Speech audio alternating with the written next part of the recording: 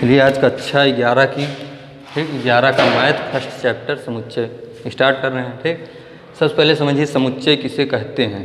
ठीक, वस्तुओं के सुपरिभाषित संग्रह को समुच्चय कहते हैं।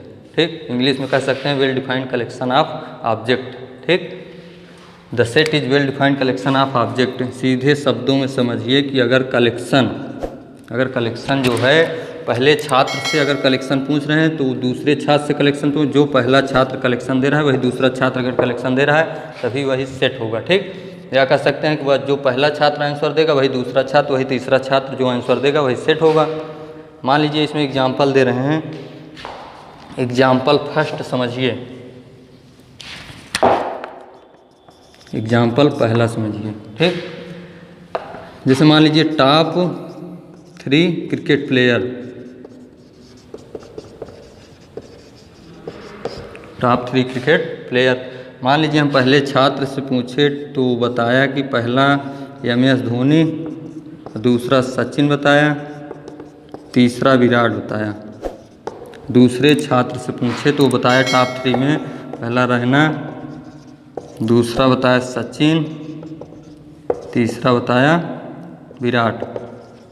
अब इसमें देखिए अंतर है, दोनों का कलेक्शन अलग अलग है। ठीक, पहले छात्र का कलेक्शन अलग है, दूसरे छात्र का कलेक्शन अलग है, इसलिए सेट नहीं होगा। आंसर देखिए, अगर आंसर सेम आएगा तो वही सेट होगा, अगर आंसर सेम नहीं आ रहा है तो सेट नहीं होगा। देखिए दूसरा एग्जाम्पल देख लीजिए, इसमें एग्जाम्पल दूसरा देख लीजिए। अगर किसी छात्र से पूछा जाए कि 10 से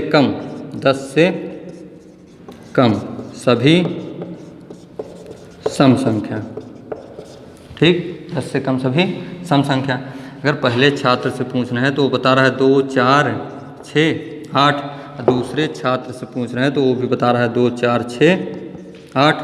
इसमें देखिए कलेक्शन देखिए यहाँ पे सेम आ रहा है। ठीक, जो पहला छात्र कलेक्शन दे रहा है वही दूसरा छात्र भी कलेक्शन दे रहा है, इसलिए सेट होगा। ठीक, इसलिए सेट होगा। जैसे मान लिया तीसरा एग्जाम्पल देख लीजिए, जैसे कह दिया जाए कक्षा 11 में टॉप 5 बच्चों का समूह। ठीक, अगर पहले वाले लड़के से पूछ रहे हैं तो टॉप 5 बच्चों का समूह दूसरा बता रहा है, दूसरे वाले लड़के से पूछ रहे हैं दूसरा नाम ले रहा है। ठीक, इसमें देखिए कलेक्शन देखिए अलग अलग आएगा, इसलिए सेट नहीं होगा।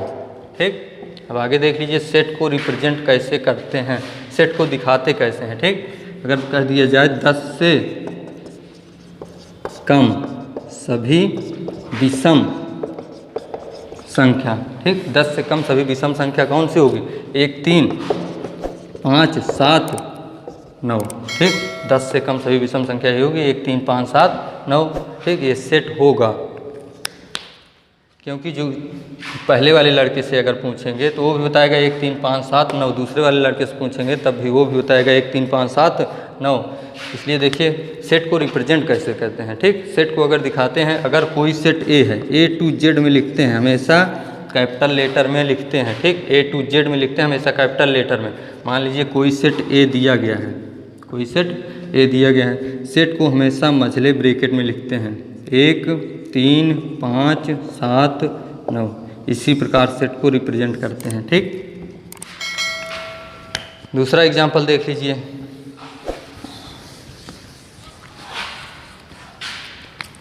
अगर कह दिया जाए अंग्रेजी वर्णमाला के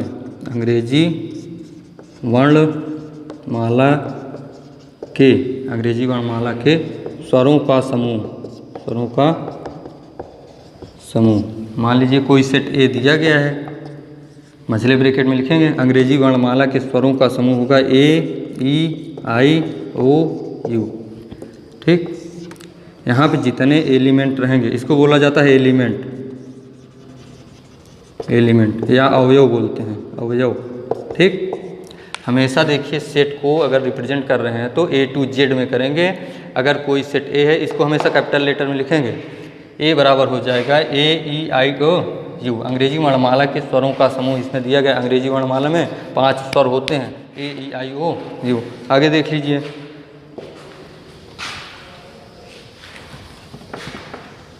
आगे देखिए सेट को रिप्रेजेंट करने का तरीका दो होता है। ठीक, पहला होता है रोस्टर विधि, पहला होता है रोस्टर, दूसरा होता है समुच्चय निर्माण विधि, समुच्चय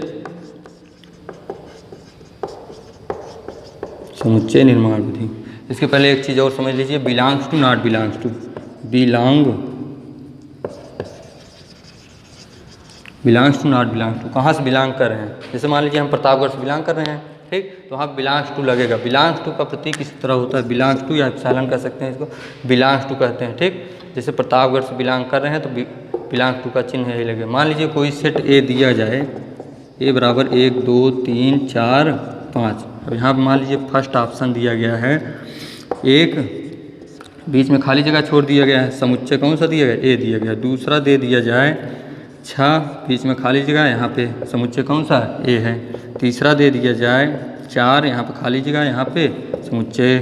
चौथा दे दिया जाए 8, यहाँ पे खाली जगह, यहाँ समुच्चय नहीं। यहाँ देखिए इस सेट से कौन बिलोंग कर रहा है, कौन बिलोंग नहीं कर रहा है। अब यहाँ देखिए एक बिलोंग कर रहा है तो बिलोंग का चिन्ह यहाँ पे लगेगा, ठीक। 6 देखिए, 6 इस सेट में है, 6 इस सेट में नहीं है, तो नॉट बिलोंग्स टू, इस सेट से बिलोंग नहीं कर रहा है। तो उसके बाद 4 देखिए, 4 इस सेट में है, सेट ए में 4 है कि नहीं, सेट ए में 4 है, यहाँ पे बिलोंग्स टू लगेगा। अगर सेट यहाँ देखिए 8 बिलोंग कर रहा है इससे, इसमें देखिए 1 से 5 तक है, 8 इसमें बिलोंग नहीं कर रहा है, ठीक, नॉट बिलोंग्स टू। जहाँ पे बिलोंग करेगा वहाँ बिलोंग्स टू का चिन्ह इस तरह, जहाँ बिलोंग्स नहीं करेगा वहाँ बिलोंग्स नॉट बिलोंग्स टू, ठीक। देखिए सेट को रिप्रेजेंट करने का तरीका 2 होता है, एक होता है रोस्टर विधि, दूसरा होता है समुच्चय निर्माण विधि। समुच्चय निर्माण विधि से हम रोस्टर रूप में भी लिख सकते हैं, रोस्टर रूप से समुच्चय निर्माण विधि में, एक रूप से दूसरे रूप में बदल सकते हैं, ठीक। एग्जाम्पल देख लीजिए इसमें, अगर कोई सेट ए दिया गया है, ठीक, ए बराबर, समुच्चय निर्माण विधि बता रहे हैं, अगर कोई सेट ए दिया गया है, ठीक, ए टू जेड में रिप्रेजेंट करते हैं। अगर कोई सेट ए दिया गया है, मझले ब्रैकेट में यक्स, कुछ एलिमेंट यक्स हैं, यक्स एलिमेंट है, इसको बोलते हैं such that, SUCH, yes, such that, ठीक, कुछ एलिमेंट यक्स हैं। अब इसी यक्स को परिभाषित करना है। मान लीजिए यक्स एक प्राकृतिक संख्या है, जो यक्स का मान देख लीजिए 5 के बराबर या 5 से छोटा है, ठीक। यहाँ देखिए कोई सेट ए दिया गया है, ए को दिखाते हैं, कोई सेट को A to Z में, ठीक, ए से दिखा रहे हैं। यक्स दिया गया है, यहाँ पे यक्स कुछ एलिमेंट है, इसका अर्थ समझिए, यक्स कुछ एलिमेंट हैं। यहाँ पे सच दैट दिया गया है। अब इसी यक्स को परिभाषित करना है, ठीक, इसी यक्स को परिभाषित। यक्स कुछ एलिमेंट हैं, यक्स एक प्राकृतिक संख्या है जहाँ पे यक्स का मान 5 के बराबर या 5 से कम है, ठीक। यही होगा क्या, समुच्चय निर्माण विधि, समुच्चय निर्माण विधि, ठीक। और दूसरा देख लीजिए रोस्टर विधि। रोस्टर रूप कैसे लिखते हैं, रोस्टर रूप इसी को परिभाषित करते हैं, हर एक एलिमेंट को अलग अलग लिखा जाता है, ठीक। रोस्टर विधि में, अब जैसे समुच्चय निर्माण विधि में इस तरह परिभाषित किया जाता है, तो रोस्टर विधि में हर एक एलिमेंट को अलग अलग लिखा जाता है। रोस्टर विधि देख लीजिए, मान लीजिए ए कोई एलिमेंट है, यहाँ दिया गया ए कोई एलिमेंट है, ठीक। यहाँ पे रोस्टर विधि में बताएं हर एक एलिमेंट को अलग अलग, यक्स का मान कहाँ है, 5 के बराबर या 5 से कम है, तो 1 2 3 4 5 प्राकृतिक संख्या दिया गया है ना, 1 2 3 4 5। इसी तरह रोस्टर विधि लिखा जाता है, ठीक। अब आगे देख लीजिए, दूसरा एग्जाम्पल देख लीजिए।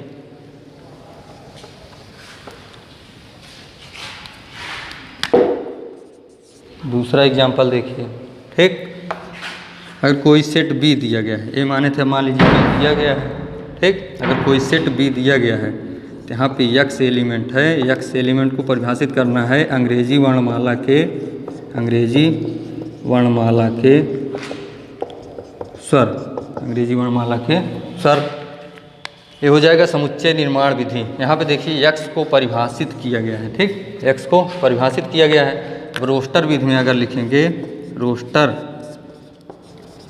रोस्टर विधि में लिखेंगे तो कोई सेट बी दिया गया है, ठीक, हर एक एलिमेंट को अलग अलग लिखेंगे। रोस्टर विधि में ध्यान रखना हर एक एलिमेंट को अलग अलग लिखेंगे। यहाँ देखिए अंग्रेजी वर्णमाला के स्वर, अंग्रेजी वर्णमाला के स्वर कौन कौन से? ए होंगे ई आई ओ यू, ठीक। हमेशा सेट को लिखते समय यहाँ पे रिप्रेजेंट करते हैं ए टू जेड में, ठीक, हमेशा कैपिटल लेटर में लिखते हैं। इसमें अंदर जो एलिमेंट लिखते हैं इसको हमेशा स्मॉल लेटर में लिखते हैं, कामा से अलग अलग करते हैं, हमेशा मझिला ब्रैकेट के अंदर लिखते हैं समुच्चय को, ठीक।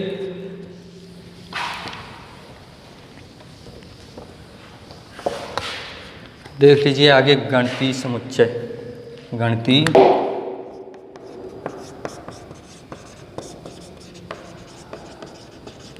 समुच्चय, ठीक। गणितीय समुच्चय में देखिए सबसे पहला आता है प्राकृतिक संख्या। प्राकृतिक संख्या, प्राकृतिक संख्या को नेचुरल नंबर भी बोलते हैं। प्राकृतिक संख्या को n से डिनोट करते हैं, तो n बराबर 1 2 3 से लेके इनफाइनाइट। 9th में पढ़ चुके हैं, 9th में पहला चैप्टर है नंबर सिस्टम, उसमें पूरा दिया गया है, ठीक। प्राकृतिक संख्या 1 2 3 से लेके इनफाइनाइट तक होता है। दूसरा होता है पूर्ण संख्या। पूर्ण संख्या, पूर्ण संख्या को होल नंबर कहते हैं, इसको W से प्रदर्शित करते हैं। इसमें अगर प्राकृतिक संख्या में 0 को ऐड कर लिया जाए तो प्राप्त संख्याएं पूर्ण संख्याएं होती हैं, 0 1 2 3 से लेके इनफाइनाइट तक, ठीक। उसके बाद आता है तीसरा पूर्णांक संख्याएं। पूर्णांक संख्याएं, पूर्णांक संख्याओं का समुच्चय।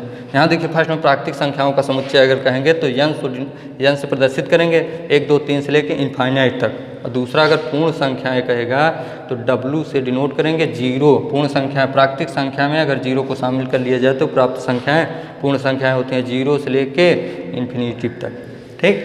उसके बाद पूर्णांक संख्याओं का समुच्चय अगर कह दिया जाए पूर्णांक संख्याओं का समुच्चय। यहाँ देखिए पूर्णांक संख्या किसे कहते हैं। सबसे पहले पूर्णांक संख्या में धनात्मक संख्या भी रहती है, ऋणात्मक संख्या भी रहती है तथा 0 भी रहती है। तो ये प्राप्त संख्याएं क्या होती हैं? पूर्णांक संख्याएं, ठीक। पूर्णांक संख्याओं को इंटीजर कहते हैं, ठीक। इसको जेड से प्रदर्शित करते हैं। जेड बराबर मान लीजिए -3 से +3 दिया गया है, -3 से +3, तो इसको लिखेंगे -3, उसके बाद -2, फिर उसके बाद -1, फिर उसके बाद 0, फिर उसके बाद 1, फिर उसके बाद 2, फिर उसके बाद 3। यहाँ प्लस इन्फिनिटिव तक जाएगा, इस तरफ जाएगा माइनस इन्फिनिटिव तक, ठीक। आगे देख लीजिए धन पूर्णांक संख्याओं का समुच्चय। धन पूर्णांक संख्याओं का समुच्चय। धन पूर्णांक संख्याओं का समुच्चय।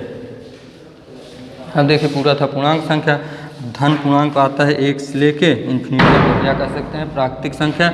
इसको जेड प्लस से प्रदर्शित करते हैं। जेड प्लस बराबर हो जाएगा 1 2 3 से लेके इन्फिनिटी तक, ठीक। तो इसके बाद आगे देखिए ऋण पूर्णांक संख्याओं का समुच्चय।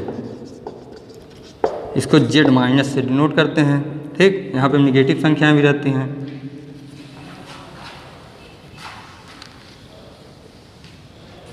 ध्यान करिए।